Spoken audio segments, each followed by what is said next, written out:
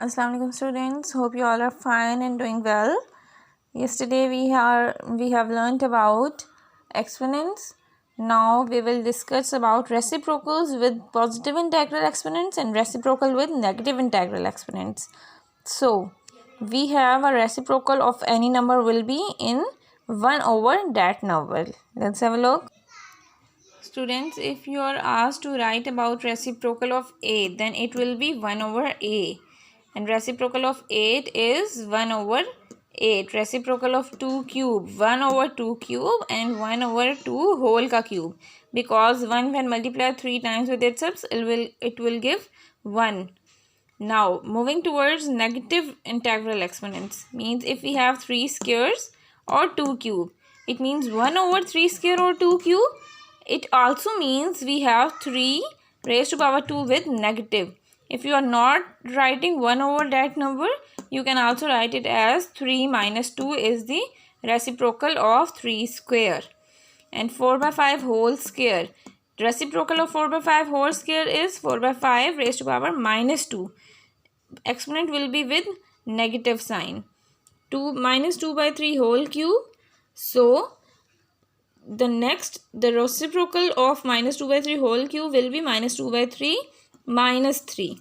Understand? In reciprocals, you have to invert the number with 1. And you have to change the exponent by negative sign. Now students, we will discuss about laws of exponents, in which first law is product law. What is product law? Product law says that whenever two numbers are multiplying with each other, this dot also represents the multiplication between two numbers. Understand? Both numbers are same, means bases are same. Both bases are 3, but exponents are different. Exponents can be same also. So what product law says that? Product law says that when bases are same, then exponents will be add. Bases are same, then exponents will be add. Bases are same, you will write base only one time, then add the exponents 4 plus 5, which is equals to 3 raised to power 9. What is quotient law? Quotient law says that whenever we have two numbers, two bases with different exponents or same exponents with sign of division between them, then you have to subtract the exponents. Mean base will remains the same only one time and subtract the exponents 5 minus 3, which is equals to 2. What power law says that? Power law says that whenever a number with a power takes square, so you have to multiply the powers with each other. Means you have to multiply 3 multiplied by 2. 2 raised to power 3 to the 6. The answer will be 6. But if you are given with only 2 raised to power 3, it means you have to multiply 2 3 times. You have to multiply 2 3 times, which will give 2 to the 4, 4 to the 8. Understand? Now, whenever we have same bases with same exponents and sign of division, or either we will say that whenever we have an exponent of 0 with any base, then the answer will be equal to 1. Means any number with power 0 will be equal to 1. Any number with power 0 will be equals to 1.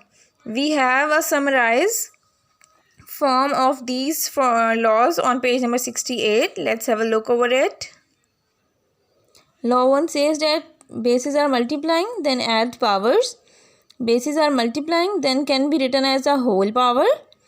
Bases are dividing, then they will subtract. Bases are dividing, then you can write in form of over also and take whole power. When bases are, one power is inside the number and the other power is outside, so you will add both the numbers, means you have to multiply m and end. Whenever we have a power of 0 on any number, then the answer will be equals to 1. I hope you understand the laws.